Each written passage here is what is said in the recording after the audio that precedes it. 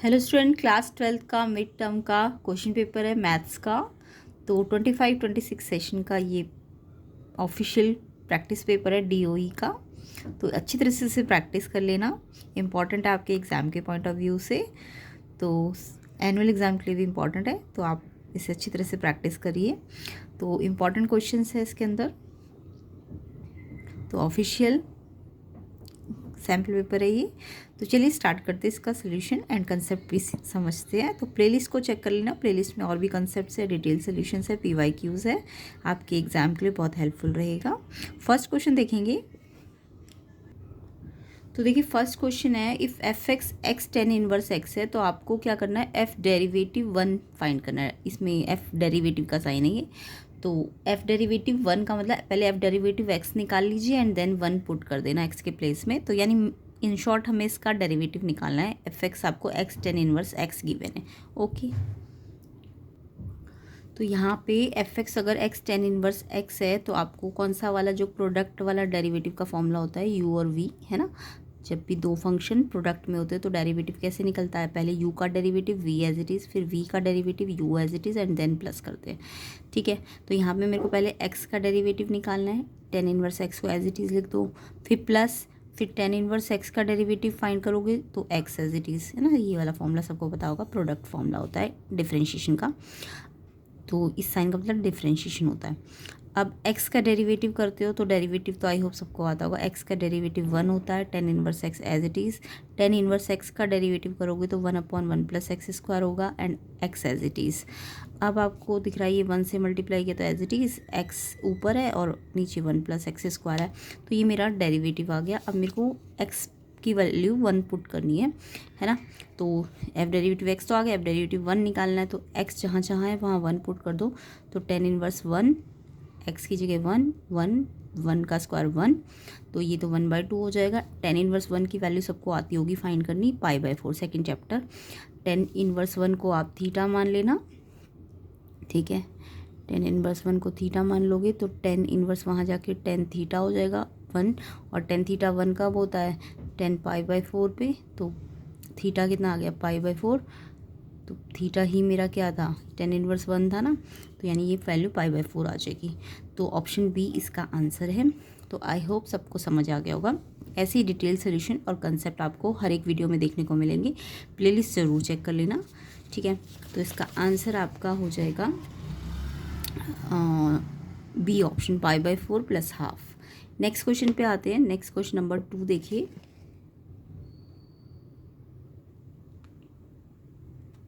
Question number 2 में आपको domain of F x sine inverse x plus cos x, यानी आपके पास दो फंक्शन है, एक sine inverse x plus cos x, है ना। तो दो फंक्शन है, तो उसका डोमेन निकालना है। तो जब भी कंपोजिट फंक्शंस होते हैं, यानी कोई दो function plus minus multiply divide में होंगे, तो आपको पहले इसका डोमेन अलग निकालना पड़ेगा, साइन इनवर्स एक्स का, एंड कॉस एक्स का अलग, एंड देन उनका जो इंटरसेक्शन आएगा ना, वो इस पूरे फंक्शन का डोमेन आ जाएगा। तो यहाँ पे सबसे पहले हमें फर्स्ट फंक्शन मान लो साइन इनवर्स एक्स है, तो इसका डोमेन आपको निकालना आता होगा। Sine inverse x trigonometric function का डोमेन साइन इनवर्स एक्स होता है, तो उसमें एक्स की वैल्यू कहाँ से कहाँ तक होती है, -1 से 1, चैप्टर 2, ठीक है। उसके बाद कॉस एक्स तो आपने 11th क्लास में पढ़ा, कॉस एक्स ट्रिग्नोमेट्रिक फंक्शन होते हैं, तो इसमें एक्स की वैल्यू एनी रियल नंबर हो सकती है। डोमेन एक्स मतलब डोमेन होता है, तो साइन इनवर्स एक्स का डोमेन ये होता है और कॉस एक्स का डोमेन एक्स रियल नंबर, ये कॉस एक्स है, ठीक है। तो अब यहाँ पे ये जी एक्स है, ये एच एक्स है मान लो। तो जो ओवरऑल फंक्शन है उसका डोमेन अगर निकालना है तो इन दोनों फंक्शंस के डोमेन का आपको इंटरसेक्शन निकालना है। कैसे निकलेगा इसका डोमेन, पूरे फंक्शन का, ये जी एक्स और एच एक्स का जो डोमेन आया उनका इंटरसेक्शन, मतलब उनमें जो कॉमन है। तो यहाँ पे देखो ये जो कॉस एक्स है वो तो पूरी रियल के लिए है, रियल मतलब माइनस इन्फिनिटी से इन्फिनिटी, एंड ये जस्ट -1 से 1 है, -1 से 1, है ना। तो दोनों में कॉमन क्या है, दोनों में कॉमन तो -1 से 1 ही है, जो इसमें भी आ रहा है और इसमें भी आ रहा है। तो कॉमन क्या है, -1 से 1, तो फंक्शन का जो डोमेन है वो x -1 से 1 हो जाएगा। तो यहाँ पे ये आंसर आपका ऑप्शन डी है, क्योंकि इंटरवल क्लोज लेना है ना। तो यहाँ पे ऑप्शन डी आंसर हो जाएगा। समझ आ गया। तो जब भी दो फंक्शन दिखे आपको पहले इसका डोमेन अलग निकालना है, इसका अलग निकालना है, देन इनका इंटरसेक्शन निकालना होता है, नेक्स्ट क्वेश्चन पे आते हैं। Third question, identify the function shown in the graph. तो यहाँ पे मेरे को फंक्शन दिख रहा है कि एक्स वाला जो है वो -1 से 1 नहीं है, ध्यान से देखो, ये -1 से 1 नहीं है। ये जो ग्राफ बना है वो आपका ये हाफ है ना, ये -1/2 है और ये हाफ है, तो ये -1/2 से हाफ पे है ना।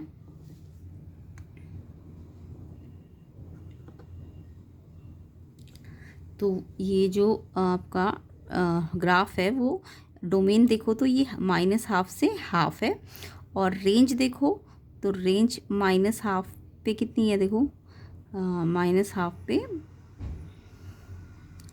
-1/2 पे तो आपका π/2 से -π/2 है ना। तो ये ग्राफ आपका -1 से 1 पे होता तो ये आपका cos x का ग्राफ हो जाता है ना, सॉरी sin x का।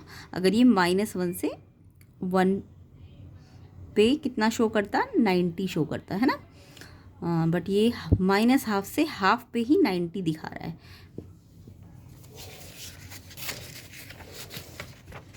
तो इसमें ध्यान देने वाली बात है, तो अगर ये सिंपल साइन इनवर्स एक्स का ग्राफ होता, किसका ग्राफ होता, साइन इनवर्स एक्स का, तब तो आपका ये -1 से 1 पे दिखाता, π/2 से -π/2।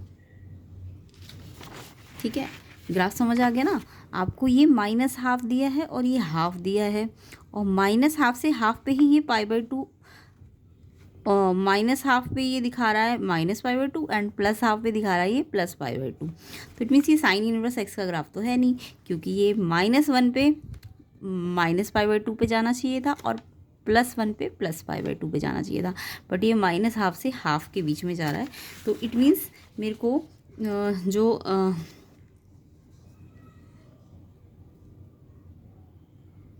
सी फंक्शन है, ऐसे करके आपको एक एक फंक्शन देख लेने हैं। मैं सी फंक्शन को करके दिखा रही हूँ।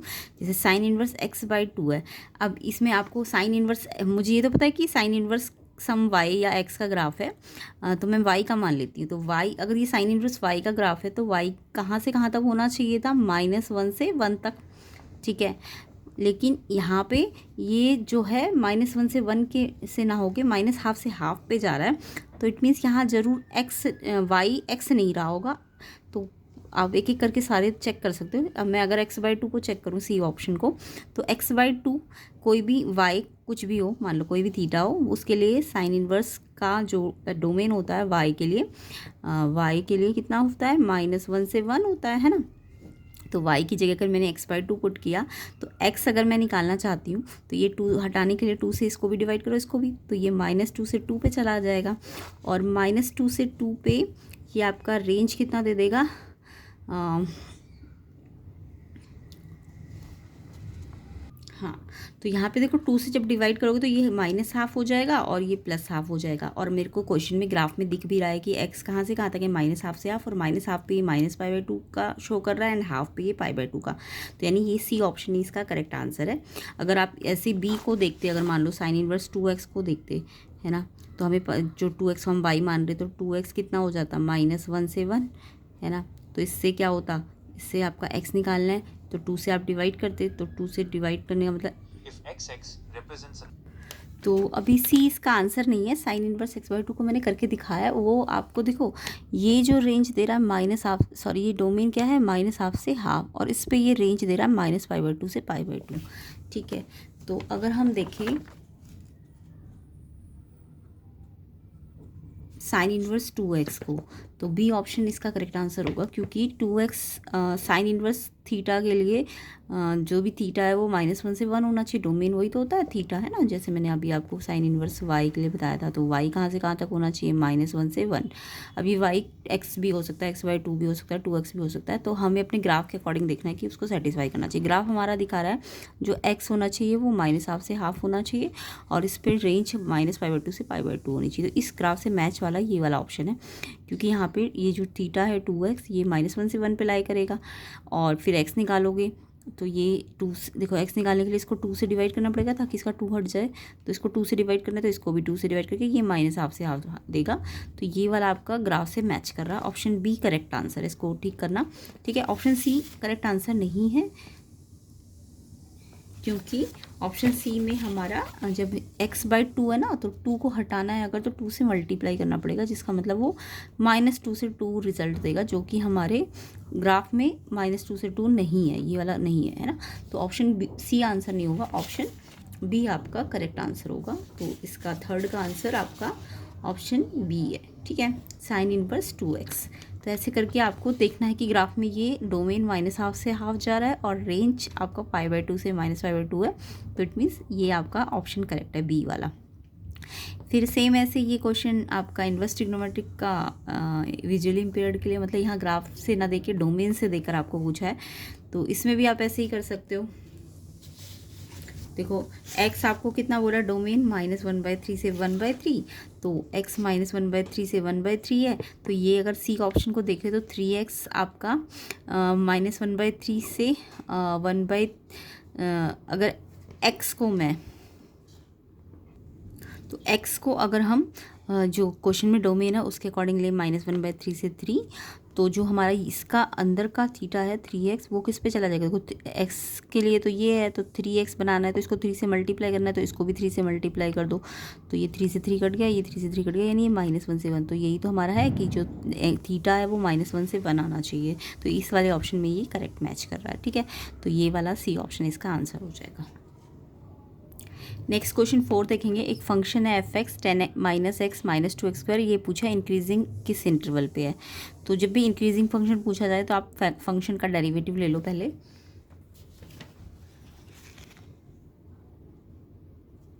तो ये फंक्शन गिवन है, इसका डेरिवेटिव लेंगे तो 10 का डेरिवेटिव 0 कांस्टेंट है, -x का -1 होता है, और -2x² का कैसे निकालोगे, 2 को पहले 2 से मल्टीप्लाई करो, -4 और x पे एक पावर कम, तो डेरिवेटिव आई होप सबको आता होगा निकालना। अब ये डेरिवेटिव जो भी आता है उसको क्या करते हैं, ज़ीरो के क्या करते हैं, अब क्योंकि इंक्रीजिंग बोला है तो हम greater than and equal to 0 के इक्वल रख देंगे, है ना, या फिर आप x निकाल लेना, तो x यहाँ से निकलेगा, इसको अगर 0 के इक्वल रखोगे -1 - 4x को, तो आपका x आ जाएगा 1/4, 1 प्लस का और ये -4, तो ये -1/4 आ जाएगा। तो मैं -∞ से ∞ पे एक जो इसमें आया x की वैल्यू वो बीच में रखूँगी ना। अब यहाँ पे देखो इसके बाद वाला कोई भी पॉइंट आप इस पे रखते हो डेरिवेटिव पे, तो ये पॉजिटिव रिजल्ट देगा, और इधर इसके अंदर वाला पॉइंट जैसे 1/4 से ∞ पे आप 2 ले लो, 2 को अगर इसमें रखते हो तो ये माइनस दे देगा। अब मेरे को क्योंकि इंक्रीजिंग बोला है, तो इंक्रीजिंग मतलब प्लस वाला, तो प्लस वाला किस में आ रहा है, इसमें आ रहा है ना, तो यानी कि ये वाला आपका आंसर हो जाएगा। या फिर ऐसे भी कर सकते हो, इंक्रीजिंग के लिए आप इंक्रीजिंग का साइन लगा दो, डेरिवेटिव क्या होना चाहिए, ऐसा greater than and equal to 0 होना चाहिए जो भी डेरिवेटिव आया है। अब इनइक्वालिटी आपको सॉल्व करनी आती होगी, -4x एज इट इज़, -1 वहाँ जाके +1।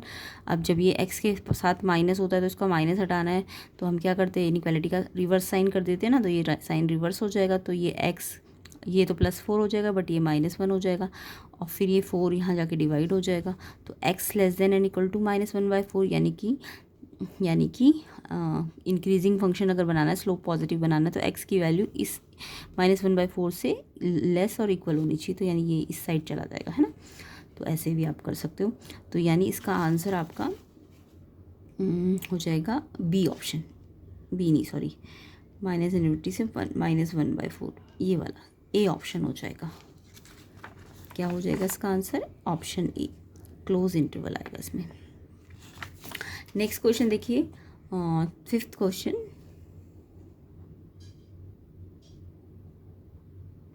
फिफ्थ में आपको बोला है if A is a square matrix order 4 है एंड एडजॉइंट ए का डिटर्मिनेंट 27 है, आपको ए एडजॉइंट ए निकालना है। तो आपको ये सारे फॉर्मूले आने चाहिए, ए एडजॉइंट ए का फॉर्मूला, फिर इस पर डिटर्मिनेंट का फॉर्मूला, फिर अलग अलग डिटर्मिनेंट का फॉर्मूला, है ना। तो इसके लिए सारे फॉर्मूले आपको आने चाहिए। तो सबसे पहले तो ए एडजॉइंट ए का फॉर्मूला आपको आना चाहिए इस टाइप के क्वेश्चन करने के लिए। तो ए एडजॉइंट ए पे अगर डिटर्मिनेंट नहीं लगा है तो ये होता है डिटर्मिनेंट ए आई, जो भी ऑर्डर का आई है ना। तो A adjoint A determinant A I n होता है। अब अगर इस पर पूरा डिटर्मिनेंट लगा दूंगी तो ये डिटर्मिनेंट ए की पावर एन, एन मतलब ऑर्डर, है ना। और अगर इन पे अलग अलग डिटर्मिनेंट लग जाएगा तो ये डिटर्मिनेंट नीचे डिवाइड हो जाएगा, तो ये इसलिए एक पावर कम हो जाएगी। तो ये तीनों फॉर्मूले आपको याद रखने हैं इसमें। जिसमें बिना डिटर्मिनेंट है तो ये वाला, अगर डिटर्मिनेंट लग गया, ए भी अंदर है और ये भी अंदर है डिटर्मिनेंट के, तो ये होगा। बट अगर सिर्फ एडजॉइंट ए भी डिटर्मिनेंट है तो ये वाला फॉर्मूला होगा, डिटर्मिनेंट ए n-1। तो यहाँ पे मेरे को क्या दिया है क्वेश्चन में, डिटर्मिनेंट एडजॉइंट ए का है ना 27, तो यानी मुझे ये वाला फॉर्मूला पहले यूज़ करना है। तो मेरे को डिटर्मिनेंट एडजॉइंट ए का फॉर्मूला पता है, डिटर्मिनेंट ए n-1, इसकी वैल्यू डायरेक्ट दे रखी है 27 एंड डिटर्मिनेंट ए को एज इट इज़ n-1। अब ये 27 को लिख सकते हो 3 की पावर 3 है ना, 27 क्या होता है 3 3 3 3 बार। अब डिटर्मिनेंट ए, अब ऑर्डर आपको दे रखा था क्वेश्चन में 4 ऑर्डर का ये, तो 4 - 1 कितना हो गया 3। अब ये पावर सेम है तो ये बेस भी सेम हो जाएगा, यानी डिटर्मिनेंट ए की वैल्यू 3 आ जाएगी। ओके, तो डिटर्मिनेंट ए की वैल्यू आ गई। अब निकालना क्या है हमको क्वेश्चन में, हमको निकालना है ए एडजॉइंट ए, यानी अब हम सबसे ऊपर वाला फॉर्मूला लेंगे ए एडजॉइंट ए का, डिटर्मिनेंट ए आई है। तो ये फॉर्मूले याद रखने हैं आपको, ठीक है। तो A adjoint A determinant A आई होता है। अब डिटर्मिनेंट ए कितना आ गया 3 आ गया, एंड आई 4th ऑर्डर का, तो ये लिखने की ज़रूरत नहीं है, 3i इसका आंसर है, ऑप्शन सी, ठीक है। तो आंसर क्या हो जाएगा 3i, option C. Next question पे देखते हैं, क्वेश्चन 6। फंक्शन है x² - 4x + 5। आपको बोला है कि ये फंक्शन रियल टू रियल पे है, यानी इसका डोमेन भी रियल है, रेंज भी रियल है। डिफाइन करना है, अगर डिफाइंड है ये f(x) x² - 4x + 5, तो पूछा है क्या ये इंजेक्टिव है कि नहीं है, या दोनों नहीं है, है ना, या दोनों है। तो आपको इसके लिए क्या करना होता है, सबसे पहले इंजेक्टिविटी चेक करनी पड़ेगी। इंजेक्टिविटी का मतलब 1 1 है ना। तो सबसे पहले मुझे ये फंक्शन दिया है x² - 4x + 5। तो इंजेक्टिविटी चेक करने के लिए हम क्या करेंगे, दो फंक्शन बनाएंगे, f(x1) और f(x2). अब हम मान के चलेंगे ये इक्वल है। इंजेक्टिविटी के लिए पहले ये दो फंक्शन को हम इक्वल मान के चलते हैं, और अगर लास्ट में हमारा x1 और x2 भी इक्वल आ जाएगा, अगर रेंज इक्वल मान के चल रहा है और डोमेन भी अगर इक्वल आ गया, तो इंजेक्टिव होता है और 1 1 होता है। बट अगर ऐसा नहीं हुआ तो फिर वो 1 1 नहीं होगा। तो यहाँ पे फंक्शन x1 का मतलब, इस फंक्शन में x की जगह x1 पुट कर दो, x1 का स्क्वायर 4x1 + 5। सेम ऐसे x2 है तो ये इसमें x की जगह आपको x2 पुट करना है, x2² - 4x2 + 5। तो इस तरीके से हम इंजेक्टिविटी चेक करते हैं। अब यहाँ पे +5 तो कट जाएगा, बट ये नहीं कटेगा ना, क्योंकि ये x1 है और ये x2 है। तो हम क्या करेंगे, x1 का स्क्वायर यहीं रहने देंगे, इस x2 को स्क्वायर को इधर लाएंगे तो माइनस हो जाएगा। सेम ऐसे इसको भी यहाँ रहने देंगे और इसको यहाँ लाएंगे, तो ये -4 तो कॉमन आ जाएगा दोनों में से, x1 बचा इसमें से, और ये प्लस हो जाएगा। यहाँ अगर माइनस है तो ये यहाँ आके प्लस हो जाएगा, है ना। हाँ, ये माइनस में था ना, तो ये यहाँ के प्लस हो जाएगा, प्लस होगा, लेकिन बाहर माइनस का साइन है ना, तो इसलिए ये माइनस ही रहेगा। देखो पहले -4x1 है और फिर ये प्लस हुआ 4x2, फिर मैंने -4 कॉमन लिया तो ये प्लस भी माइनस ही बन जाएगा, ठीक है। अब यहाँ पे आइडेंटिटी बन रही है a का स्क्वायर - b का स्क्वायर, यानी a + b a - b, and ये एज इट इज़। अब x1 x2 यहाँ भी कॉमन है और यहाँ भी कॉमन है, तो x1 x2 मैंने कॉमन ले लिया, x1 - x2, तो अंदर इसमें से x1 + x2 बचा और इसमें से -4 बचा। तो अब या तो ये 0 है, अगर ये 0 है तो ये तो दिखा रहा है कि x1 x2 के बराबर हो जाएगा, बट ये भी तो 0 रख सकते हो, तो इसका मतलब तो x1 और x2 4 भी हो सकता है। तो यानी कि अगर ये इनका सम 4 है, तो इट मीन्स अगर क्या पता x1 1 रहा हो और ये 3 रहा हो, तो ये तब भी तो 4 हो सकता था। यानी इससे इसका मतलब ये सारे x1 x2 के लिए इक्वल नहीं है, है ना। कुछ और अगर हाँ 2 2 होता तो शायद ये ठीक होता, बट 1 3 आ गया या 3 1 आ गया या 0 4 आ गया, तब तो ये x1 x2 इक्वल नहीं होगा ना, तो यानी ये इंजेक्टिव नहीं है, ठीक है। अब अगर मेरे को इसको इसकी सर्जेक्टिव के लिए चेक करना है, सर्जेक्टिव का मतलब ऑन टू के लिए, तो हम क्या करते हैं, इसका रेंज को लेके चलते हैं, f(x) को लेके चलेंगे। अब ये +5 था तो मैंने इसे ब्रेक कर दिया 4 + 1 में, क्योंकि ये स्टार्टिंग में आपको +5 दिया है ना, तो मैंने क्या करा, इसको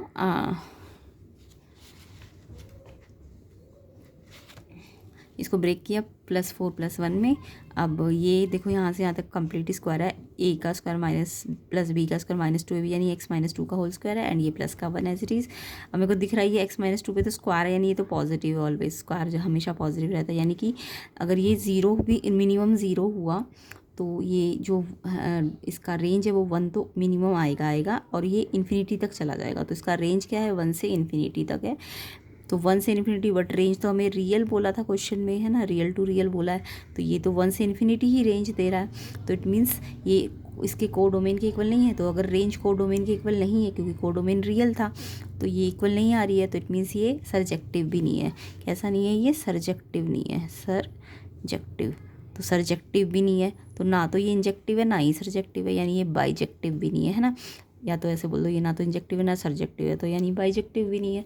तो इट मीन्स ऑप्शन डी इसका करेक्ट आंसर हो जाएगा। तो क्या आएगा इसका answer? Neither injective nor surjective. तो ऑप्शन डी करेक्ट आंसर है। आई होप सबको समझ आ गया होगा।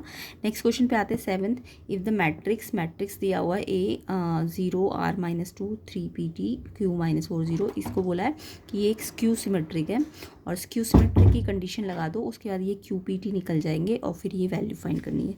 तो सिंपल ही क्वेश्चन है इसमें। तो सबसे पहले आपको क्या बोला, ये स्क्यू सिमेट्रिक है। कैसा है ये? स्क्यू सिमेट्रिक है। ए जो मैट्रिक्स है ये स्क्यू सिमेट्रिक है। स्क्यू सिमेट्रिक क्या होता है कि ये जो भी मैट्रिक्स है ए है, इसका ट्रांसपोज अगर आप करोगे, ए का ट्रांसपोज करोगे तो वो नेगेटिव ए के इक्वल होता है जब भी स्क्यू सिमेट्रिक हो, है ना। तो यहाँ पे ए का ट्रांसपोज तो सबको आता होगा निकालना। ट्रांसपोज का मतलब ये जो रॉ है इसको कॉलम में बदल दो। तो ये 0 R-2 ऐसे ना लिख के कॉलम वाइज लिख दो। सेम ऐसे इस 3 PT को ऐसे कॉलम वाइज लिख दो और इसको भी कॉलम वाइज लिख दो। तो जो ट्रांसपोज होता है उसमें रॉ जो होता है वो कॉलम में इंटरचेंज हो जाता है ना। तो ये हमने कर दिया ट्रांसपोज। अब नेगेटिव ए का मतलब इस जो ए है उसके साइन बदल दो। तो ये 0 तो एज इट इज़ आर का साइन बदल दो, है ना। -a लिख दिया मैंने और फिर अंदर के क्या कर दिए, साइन बदल दिए सबके। तो ये नेगेटिव ए बन जाएगा। अब आपको पता है दो मैट्रिक्स अगर इक्वल है तो आप क्या करोगे, उसके कॉरस्पॉन्डिंग एलिमेंट से ये जो QPT है ये निकाल सकते हो। तो ये तो 0 ही है, -R3 के इक्वल हो गया, यानी R की वैल्यू -3 आ जाएगी, Q की वैल्यू 2 आ जाएगी और P की वैल्यू -P। तो P अगर -P है तो ये P यहाँ आके 2P हो जाएगा और वहाँ 0, तो P की वैल्यू 0 आ जाएगी। सेम ऐसी T की वैल्यू कितनी आ जाएगी, 4। तो कॉरस्पॉन्डिंग एलिमेंट को आपको बराबर करना है। तो ये PQT सब आ गया, तो इसमें वैल्यू रख दो। Q की वैल्यू 2 आई है, T की वैल्यू 4 आई है, P की वैल्यू 0 आई है, R की वैल्यू -3 आई है। सॉल्व करोगे तो -2 आंसर आ जाएगा, ऑप्शन ए। तो इसका आंसर -2 आ जाएगा।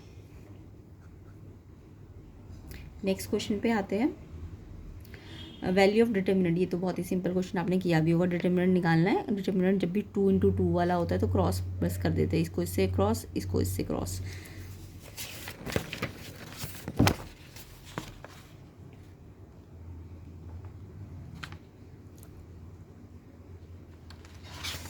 तो जब भी आपको A11 A12 A21 22 वाला डिटर्मिनेंट दिखे तो आपको सिंपल फॉर्मूला लगाना है। A11 को A22 से मल्टीप्लाई माइनस A21 को A22 से मल्टीप्लाई, यानी इसको इससे फिर इसको इससे और माइनस। पहले हमेशा ये वाला करते हैं। तो डिटर्मिनेंट का ये फॉर्मूला होता है, ठीक है। तो cos 67 को cos 23 से मल्टीप्लाई एज इट इज लिख दो, फिर बीच में माइनस का साइन, फिर ये वाला इसको इससे मल्टीप्लाई। अभी आपको दिख रहा है ये आइडेंटिटी है, cos A cos B minus sine A sine B। इसकी आइडेंटिटी होती है cos A + B, cos A + B। cos में यहाँ माइनस होता है तो यहाँ प्लस होता है, ठीक है। अब ये cos A कितना है 67, B कितना है 23, प्लस करोगे तो 90, cos 90 सबको पता है कितना होता है 0। तो डिटर्मिनेंट A 0 आ जाएगा, ऑप्शन ए। तो यहाँ पे 0 आंसर है। नेक्स्ट क्वेश्चन देखिए, क्वेश्चन नंबर 9। क्वेश्चन 9 है, if A determinant A matrix दो मैट्रिक्स के मल्टीप्लाई के इक्वल है, -3 4 7 और ये वाला मैट्रिक्स 2 1.5 1 0 -1 8। तो दो मैट्रिक्स की प्रोडक्ट के बराबर है ए। आपको बोला है ऑर्डर ऑफ ए क्या होगा। तो प्रोडक्ट में ऑर्डर कैसे निकालते हैं इसके लिए आपको मैंने पहले भी फॉर्मूला सिखा रखा है। जब भी कोई रिजल्टेंट मैट्रिक्स दो मैट्रिक्स के मल्टीप्लाई के इक्वल होता है, तो मान लो ए मैट्रिक्स ये है और ये बी है और ये सी है, तो जो भी प्रोडक्ट करते हैं, मान लो इसका ऑर्डर m×n है और इस वाले का ऑर्डर n×r है, यानी इसका ऑर्डर अगर m×n है ना, तो ऑब्वियसली इसका ऑर्डर में याद रखना ये जो इसका कॉलम है ना वो इसके रॉ के बराबर होना चाहिए, याद रखना। तो जब भी प्रोडक्ट करते हैं तो जो भी पहले वाले मैट्रिक्स का कॉलम होता है वो दूसरे वाले का ऑर्डर क्या होता है, दूसरे वाले का रॉ होता है, यानी कि सेकंड वाला पहले वाले का कॉलम दूसरे वाले का रो होता है, ठीक है, और ये बराबर होते हैं। तो पहले वाले का रो 1 कॉलम 1 और दूसरे वाले का रो 2 और कॉलम 2। अब ये जो इसका कॉलम 1 है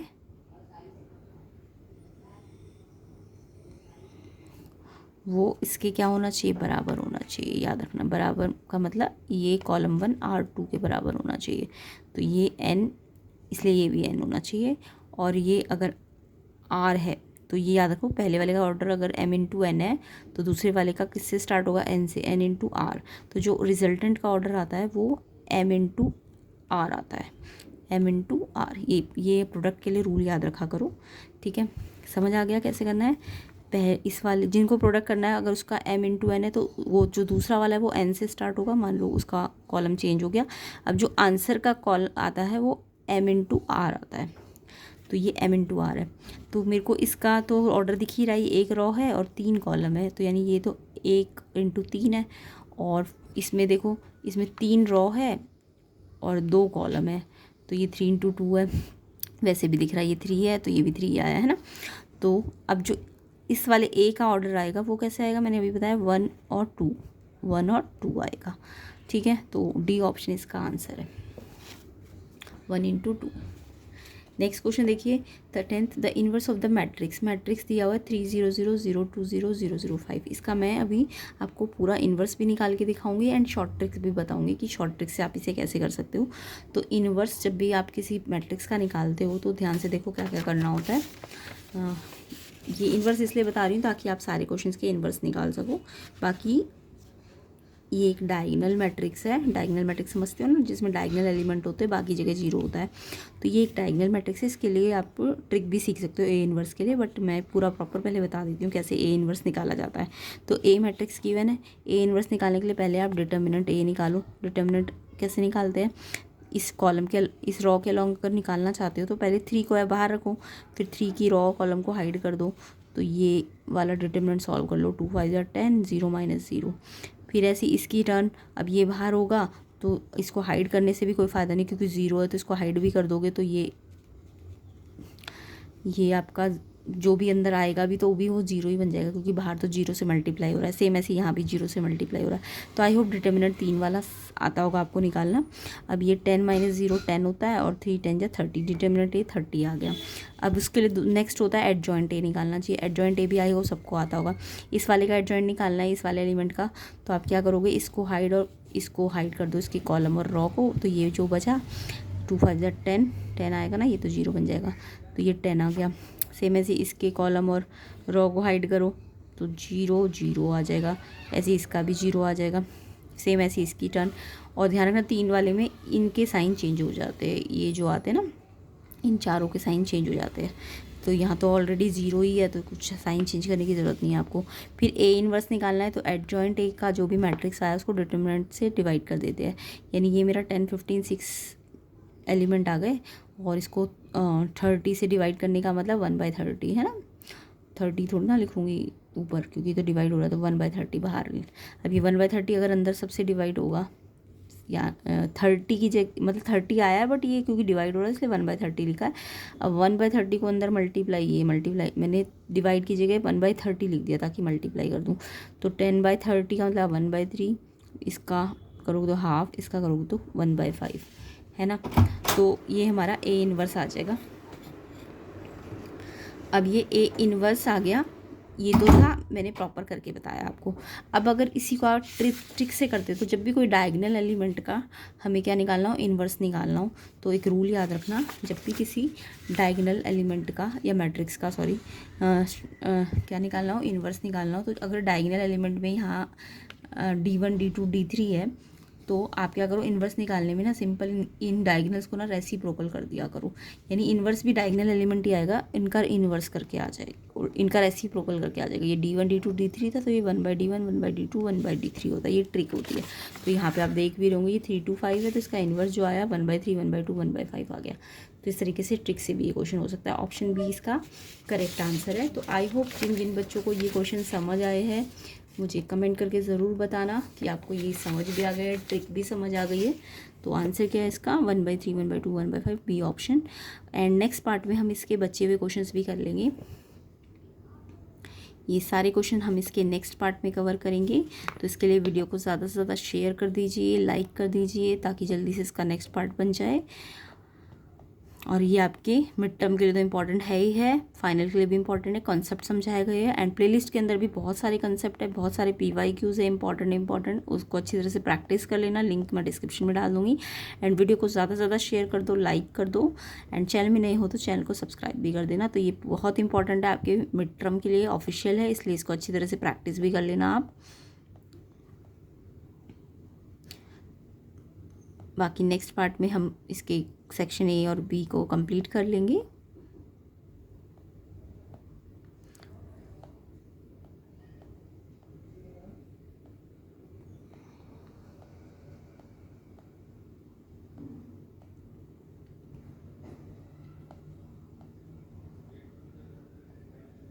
तो फाइनल के लिए भी इम्पॉर्टेंट है, इसलिए इससे प्रैक्टिस ज़रूर करना। एंड मिड टर्म के लिए तो इम्पॉर्टेंट है ही है, ठीक है। तो अच्छी तरह से प्रैक्टिस कीजिए। इसका पार्ट 2 जो बनेगा उसका लिंक भी मैं डिस्क्रिप्शन में डाल दूँगी, तो चेक कर लेना।